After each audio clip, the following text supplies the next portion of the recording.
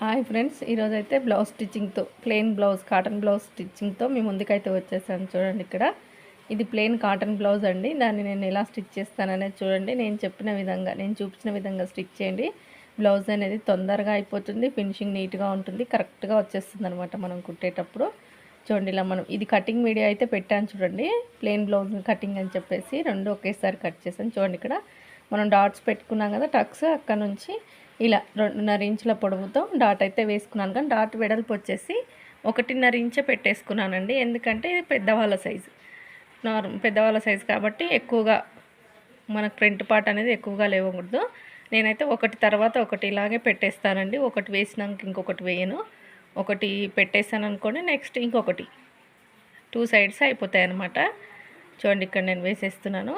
ముక్సు పట్టి దగ్గర కూడా మిడిల్లో ఇలా సెంటర్లో మర్చేసుకొని 2 ఇంచుల పొడవుతో వేసేసుకున్నాను. మెయిన్ డాట్ వచ్చేసి 2.5, ఒక సైడ్ వచ్చేసి 2 ఇంచులు. ఈ 4th డాట్ కూడా వేయాలండి. ఇది ఎందుకంటే క్రాస్ కటింగ్ కాదు, నార్మల్ కటింగ్ కాబట్టి 4th డాట్ వచ్చేసి మనము ఇక్కడ చూస్తున్నారు కదా, నేను మార్కింగ్ వేసుకున్నాను చూడండి. క్రాస్ పట్టి కింద 2 ఇంచుల పైకి ఇలా మార్కింగ్ వేసేసుకోవాలి. చూడండి, ఇక్కడ నాకైతే దారం అయితే తెగింది, అందుకని కట్ చేశాను అక్కడ. ఇక్కడ మీకు వీడియోలో క్లియర్గా లేకుండా షేక్ అవుతుంది, ఎందుకంటే నేను చూడండి ఇక్కడ ఆమ్రౌండ్ సైడ్ డాట్ కూడా మెయిన్ డాట్ని పట్టేసుకుంటూ వచ్చేసింది కదా, అలా వేసేసుకోవాలి ఇలా నీట్గా. ఆమ్రౌండ్ సైడ్ కూడా అయిపోయింది. ఇక్కడ సైడ్ కూడా ఆమ్రౌండ్ సైడ్ వేసేస్తున్నాను చూడండి. మెయిన్ డాట్ని పట్టేసుకుంటే మనకు ఆమ్రౌండ్ సైడ్ డాట్ అనేది వచ్చేస్తుంది. డాట్కి మధ్యలో 2 ఇంచెస్ గ్యాప్ ఉండేటట్టు చూసుకొని వేసేసుకోవచ్చు. 2 లేదా 2.5 వరకు కూడా వేసుకోవచ్చు అండి. ఇలా మనకు డాట్స్ అయితే అయిపోయి ఎక్కువగా కోపుగా లేవకుండా కొంచెం నార్మల్గా లేసేటట్టుగానే వేసేసాను. ఎందుకంటే పెద్దవాళ్ళ సైజు కాబట్టి. అదే మామూలుగా మనలాంటి వాళ్ళదైతే షార్ప్ ఎక్కువగా వేసుకున్నా అయిపోతుంది. కస్టమర్ చాయిస్ని బట్టి వేసి ఇవ్వాల్సి ఉంటుంది. ఇప్పుడు వచ్చేసి క్రాస్ బెల్ట్ స్టిచ్ చేస్తాను చూడండి.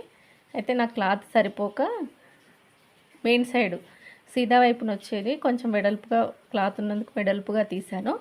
లోపల వైపున మాత్రం సన్నగా తీసానండి. ఇది ప్లెయిన్ బ్లౌజే కదా, ఏమీ కాదు. ఎక్స్ట్రా ఉన్నది లోపల వైపుకి వెళ్ళిపోతుంది అనమాట. ఈ సన్నగా ఉన్నది కింది వైపున పెడతాను, ఎక్కువగా ఉన్నది పై వైపున పెడతాను. మనకు సరిపోయినంత క్రాస్ బెల్ట్ అయితే వచ్చేస్తుంది. క్లాత్ లేనప్పుడు ఇలా అడ్జస్ట్ చేసుకుంటానండి. ఇది కాటన్ బ్లౌజ్ కదా, వేరేది వేస్తే బాగుండదని చెప్పేసి చూడండి, సన్నగా ఉన్నది కింది వైపున పెట్టాను, ఎక్కువగా ఉన్నది పై వైపున పెట్టి స్టిచ్ అయితే వేసేసుకుంటున్నాను. చూడండి, ఇక్కడ ఇలా స్టార్టింగ్ పెట్టేసుకొని కొద్దిగా రఫ్ ఇచ్చేసి నెమ్మదిగా ఇలా సాగదీయకుండా ఇలా నీట్గా ఒకదానిపైన ఒకటి పెట్టుకొని టంచన్ కిందికి సూది పంపించాలి. మెయిన్ డాట్ వచ్చేసి లోపలికి మడ్ చేసుకోవాలండి. కొద్దిగా నేను మడ్ చేశాను అక్కడ. చూడండి, ఇలా పాదం ఖర్చుతో నీట్గా స్టిచ్ అనేది వేసుకుంటూ వెళ్ళాలి. కుట్టు పడేటప్పుడు షేక్ అవుతుంది కదా, నేను వచ్చేసి టైలరింగ్ మిషన్ మీదనే ట్రైపాడ్ పెట్టానండి స్టార్టింగ్, అందుకని కొద్దిసేపు అలా వస్తుంది. ఇప్పుడు చూడండి, ఇంకొక సైడ్ కూడా వేస్తున్నాను. ఎక్కువగా ఉన్నది పెద్దగా ఉందేమో మెయిన్ సైడ్ పెట్టాను, చిన్నగా ఉంది ఉల్టా సైడ్ పెట్టేసి చూడండి, ఇక్కడ పాదం ఖర్చుతో రఫ్ అయితే ఇచ్చేస్తున్నాను. ఇక్కడ ఇలా రఫ్ ఇచ్చేసుకొని ఇలా నీట్గా సర్దుకోవాలి.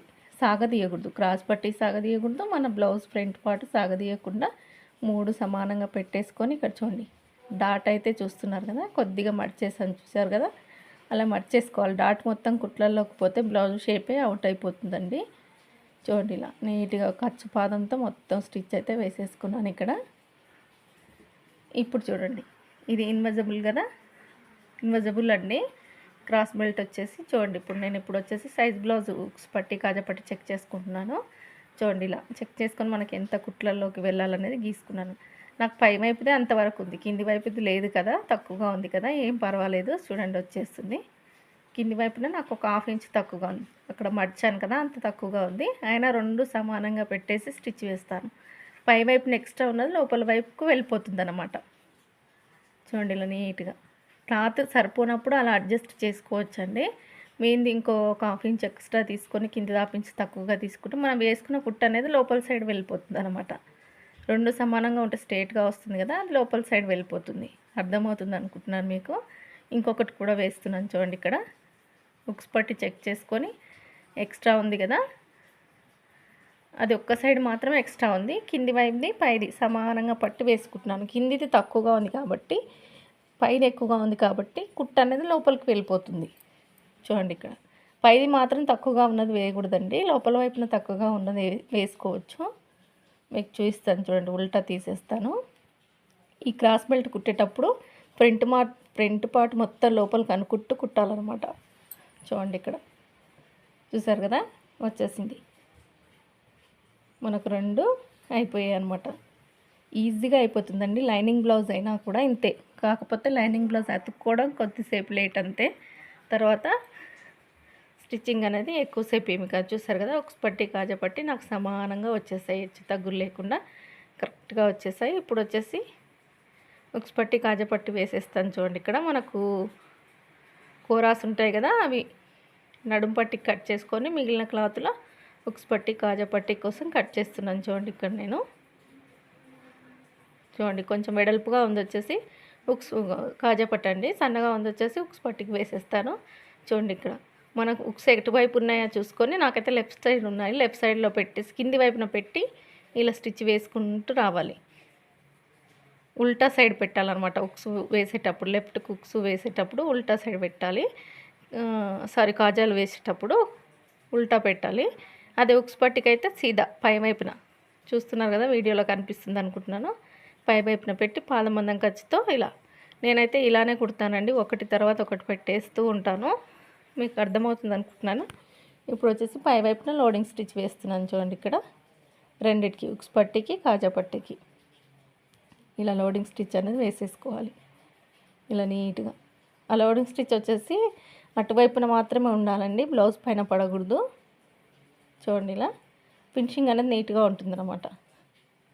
ఇప్పుడు వచ్చేసి ఇది మనం కాజా పట్టు ఉంది కదా, మనం 3 ఇంచెస్ వెడల్పుతో తీసుకున్నాం కదా, ఒక 1 ఇంచ్ అంతా మడిచేసుకోవాలి లోపలికి.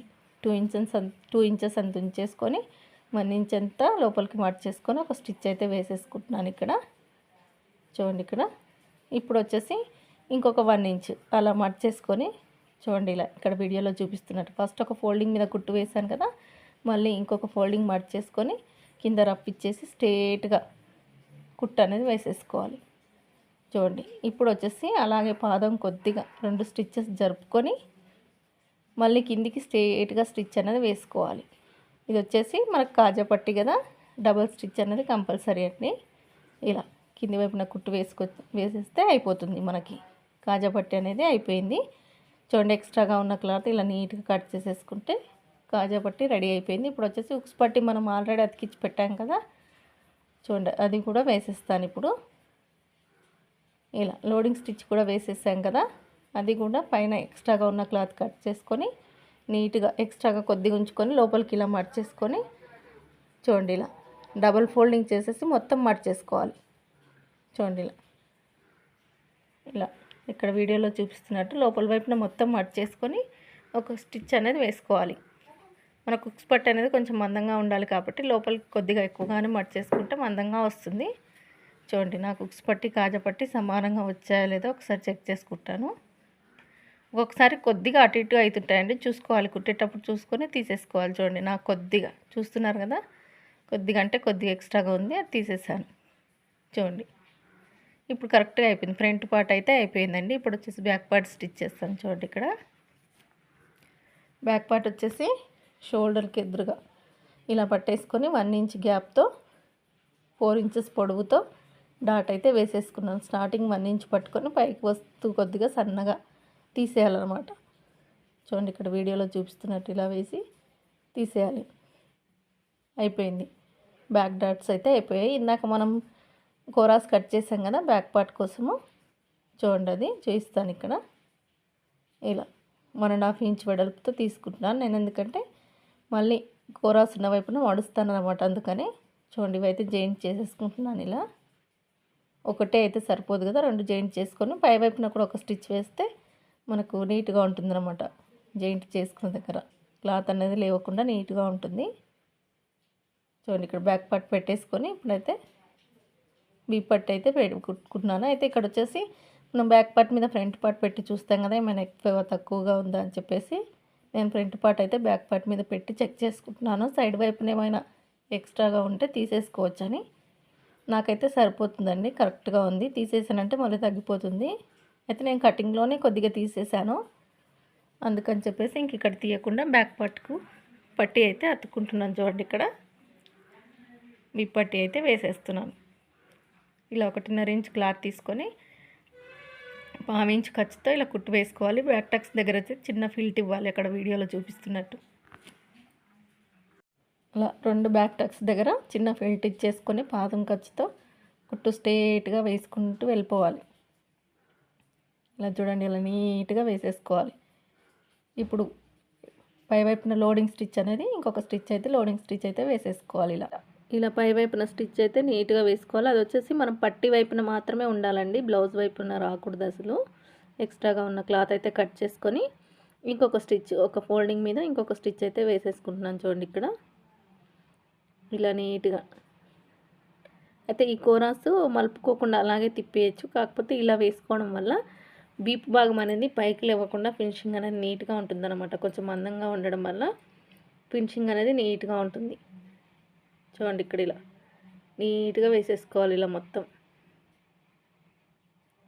ఇప్పుడు వచ్చేసి ఇంకొక కుట్టు వేసేస్తున్నాను. నేను ఎమ్మింగ్ చేసుకున్న తర్వాత విప్పేసుకోవచ్చు అనమాట. దానికోసం ఇంకొక స్టిచ్ అయితే ఇంకొక స్టిచ్ అయితే వేసేసుకుంటున్నాను చూడండి. ఇక్కడ ఇలా మొత్తం అయిపోయింది. ఇక్కడ మనకు బ్యాక్ పార్ట్ కూడా రెడీ అయిపోయింది. ఇప్పుడు వచ్చేసి షోల్డర్స్, ఫ్రంట్ పార్ట్ పెట్టేసి షోల్డర్స్ అయితే జాయింట్ చేసుకుంటున్నాను చూడండి. ఇక్కడ ఇలా నెక్ వైపున మాత్రం 2 సమానంగా పెట్టుకోవాలండి. కింది వైపున కానీ పై వైపున కానీ కొంచెం ఏమైనా తగులు వచ్చినా కూడా నెక్ వైపున ఎక్స్ట్రాగా రాకుండా నెక్ వైపు నుంచి స్టార్ట్ చేసుకోవాలి. 2 సమానంగా పెట్టి ఇలా ఒక స్టిచ్ వేసుకొని ఇంకొక డబల్ స్టిచ్ అయితే వేసేస్తున్నాను చూడండి. ఇక్కడ నేను సేమ్ ఇంకొక సైడ్ కూడా అలానే నెక్ వైపు నుంచే స్టార్ట్ చేస్తాను చూడండి. అది కూడా మనము నెక్ వైపున స్టార్ట్ చేస్తే ఫ్రంట్ పార్ట్ కానీ బ్యాక్ పార్ట్ కానీ కొంచెం ఎక్స్ట్రాగా ఉన్న సైడ్ వైపున వెళ్తుంది కదా, అప్పుడు కటింగ్లో తీసేసుకోవచ్చు అనమాట. అందుకని నెక్ వైపున స్టార్ట్ చేసి డబుల్ స్టిచ్ అయితే వేసేస్తున్నాను చూడండి. ఇక్కడ చూడండి, ఇంకొక స్టిచ్ అయితే వేసేసుకుంటున్నాను. ఇక్కడ అయిపోయింది. షోల్డర్స్ జాయింట్ వేయడం కూడా మనకు కరెక్ట్గా సరిపోయింది. ఇప్పుడు వచ్చేసి నెక్ అతుక్కుంటాను చూడండి. ఇక్కడ నేను సైడ్ వైపున ఒకసారి 2 back part front part joint చేసిన తర్వాత చంక దగ్గర ఏమన్నా కొద్దిగా ఒక లైన్ 2 లైన్లు ఎక్స్ట్రాగా ఉంటాయి, ఇలా తీసేస్తాను. అలాగే షోల్డర్ దగ్గర చూడండి, ఇక్కడ ఇంకొక సైడ్ కూడా చంక సైడ్ ఏమైనా ఎక్స్ట్రాగా ఉందా, చంక కింద డౌన్ అని చెప్పేసి చూసుకుంటే ఒక 2 గీతలంతా ఎక్స్ట్రాగా వచ్చిందండి. అంతే, ఇంకా తీసేసుకున్నాను. కొద్దిగా ఎక్స్ట్రాగా వచ్చింది, తీసేసుకున్నాను. అలా తీసేసుకోవాలంటే చూసుకోవాలి, అలాగే పెట్టి కుట్టేయకూడదు. ఇప్పుడు చూడండి, నాకు ఫ్రంట్ పార్ట్ కొద్దిగా ఎక్స్ట్రాగా ఉంది కదా, అది కూడా తీసేస్తున్నాను చూడండి. ఇక్కడ కటింగ్లో కొంచెం మిస్టేక్ అవుతుందండి. మనం లైన్స్ అనేది కొంచెం బయట వైపున వేసుకున్నప్పుడు అలా అవుతుందన్నమాట. చూడండి, ఇంకొక సైడ్ కూడా ఆమ్రౌండ్ సైడ్ అయితే కొద్దిగా ఎక్స్ట్రాగా ఉంటే తీసేసాను.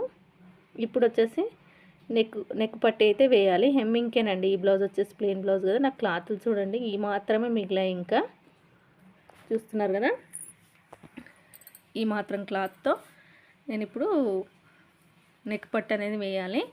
క్లాత్ అనేది అస్సలు మిగలలేదన్నమాట. ఈ కొద్ది క్లాతే ఉంది, ఇంకా మిగతావి హ్యాండ్స్ ఉన్నాయి. ఇప్పుడు క్రాస్గా కట్ చేయాలంటే ఇక్కడ నా క్లాత్ సరిపోవట్లేదు కాబట్టి స్ట్రైట్గా కట్ చేసి నేను హెమ్మింగ్ పట్టీకి అయితే అతుక్కున్నాను చూడండి. క్రాస్గా కట్ చేసుకుంటే ఫినిషింగ్ బాగుంటుంది, హెమ్మింగ్ నీట్గా వస్తుంది. కానీ నాకు క్లాత్ లేదు.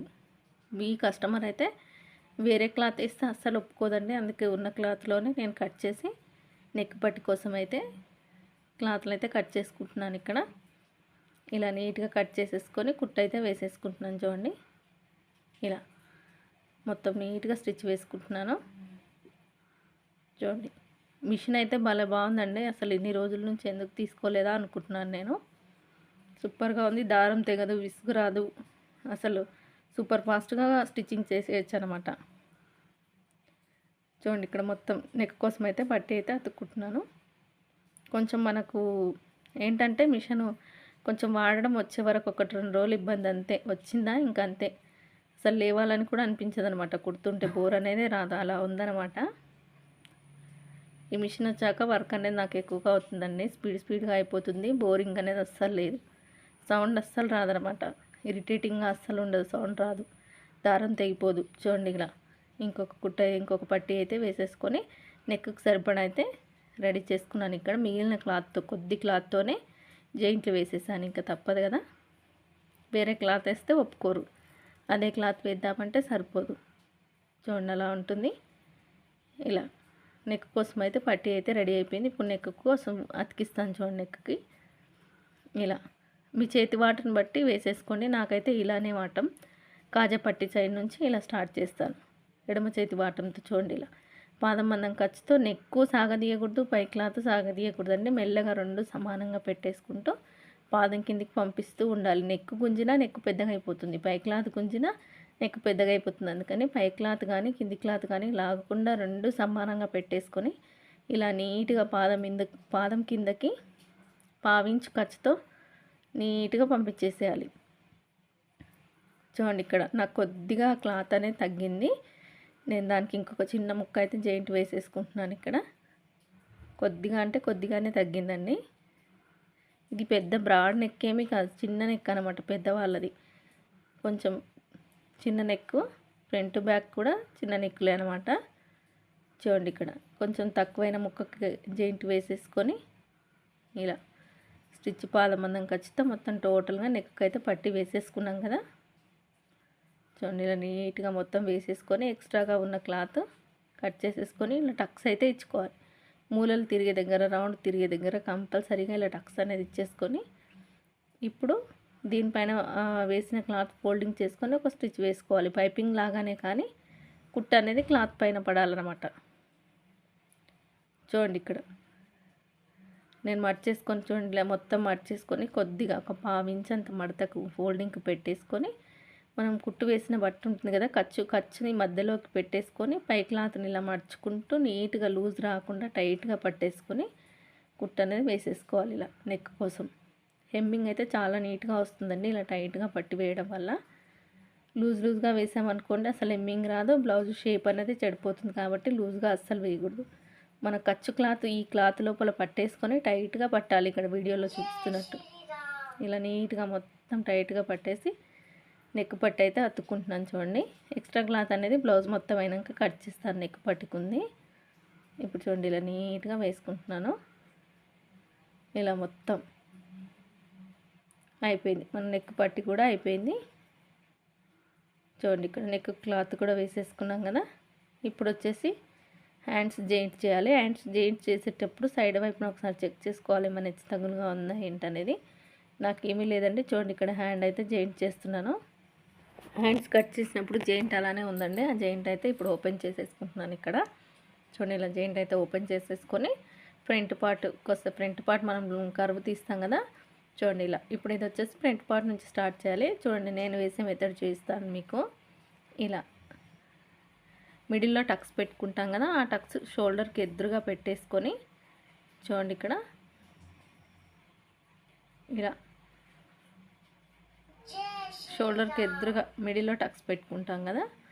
మనకు హ్యాండ్ కట్ చేసినప్పుడు అది అనేది షోల్డర్ దగ్గర పెట్టేసుకొని కింది వైపున ఇలా పట్టుకొని చూస్తానండి ఎక్కడ వరకు వస్తుంది అనేది. ఇలా నీట్గా పట్టుకొని చూసేసి కుట్ట అనేది వేసేస్తాను. చూడండి ఇక్కడ ఇలా మనకు షోల్డర్ దగ్గర టక్స్ పెట్టింది కరెక్ట్ షోల్డర్ దగ్గరనే వచ్చేస్తుంది. లేదంటే షోల్డర్ మీకు ఇలా మేము ఇలా కుట్టలేము కన్ఫ్యూజింగ్గా ఉన్నామంటే ఇంకొక హ్యాండ్ వేస్తాను కదా, అది షోల్డర్ దగ్గర నుంచి ఎలా వేసుకోవాలో చూపిస్తాను. చూడండి ఇక్కడ చూడండి నాకు షోల్డర్ దగ్గర ఉన్న ఖర్చు షోల్డర్ కుట్టు సమానంగా సరిపోయింది. ఇలా పాదమందం ఖర్చుతో చుట్టూరా స్టిచ్ వేసుకుంటూ రావాలి. చూడండి ఇక్కడ ఇది చాలా ఇంపార్టెన్స్ అండి. ఇప్పుడు నేను చెప్పబోయే చూడండి ఇక్కడ మీరు. ఇప్పుడు వచ్చేసి మనకు హెమ్మింగ్ క్లాత్ కదా, హెమ్మింగ్ కదా, ఎందుకంటే ప్లెయిన్ బ్లౌజ్. చూడండి ఇక్కడ ఇలా పెట్టేసుకొని సైజ్ బ్లౌజ్కి హ్యాండ్ పొడవు ఎంత ఉందనేది ఫస్ట్ చెక్ చేసేసుకోవాలి. చూడండి ఇలా చెక్ చేసేసుకొని మార్కర్ తీసుకొని ఎక్కడ వరకు ఉందనేది చూసి మార్కింగ్ వేసి పెట్టుకోవాలి.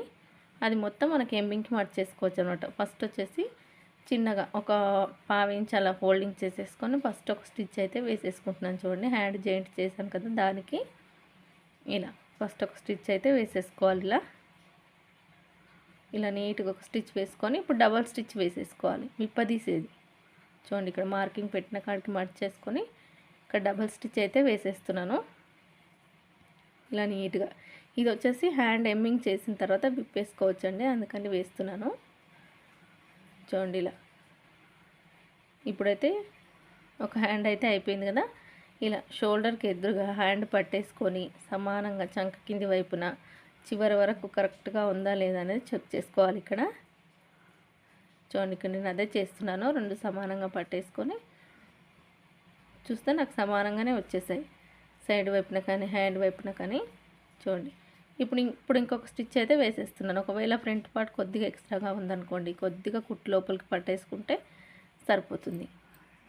హ్యాండ్ జాయింట్ చేసినప్పుడు ఒక స్టిచ్ వేసాను కదా, పైన హెమ్మింగ్కి మార్చుకున్న తర్వాత సమానంగా చెక్ చేసేసుకొని ఇంకొక స్టిచ్ అయితే వేసేస్తున్నాను. చూడండి ఇక్కడ ఇలా నీట్గా ఇంకొక స్టిచ్ అయితే వేసేసుకోవాలి.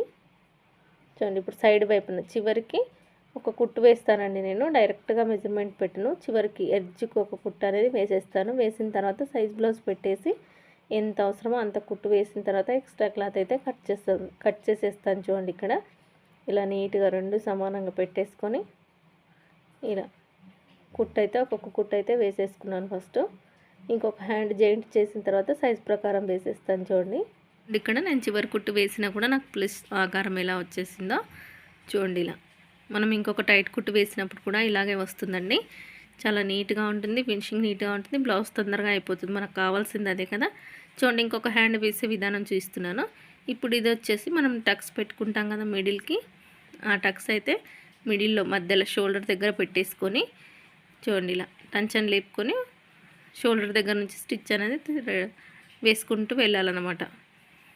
ఇలా నీట్గా చూడండి ఇక్కడ ఇలా నీట్గా మొత్తం 2 సర్దేసుకుంటూ స్టిచ్ అనేది వేసేసుకోవాలి. కింది వైపు నుంచి దారం అయితే రాలేదు, అందుకని చెప్పేసి ఒకసారి బాబిన్ కేస్ తీసి మళ్ళీ అయితే పెడుతున్నాను. ఇక్కడ బ్లౌజ్ కొద్దిసేపట్లో అయిపోతుంది అనుకున్నప్పుడే ఏదో ఒకటి అవుతుందండి. చూడండి ఇక్కడ బాబిన్ కేసులో దారం అయితే ఉంది, పెట్టేశాను. ఇప్పుడు వచ్చేసి చూడండి పై వైపు నుంచి ఇంకొక దారం అనేది పెట్టేస్తున్నాను. ఇక్కడ మనకి ఇంకా హ్యాండ్స్ జాయింట్ చేసుకోవాలి కదా, ఒకటి హ్యాండ్ జాయింట్ చేశాను, ఇంకొక హ్యాండ్ చేసుకోవాలి కదా.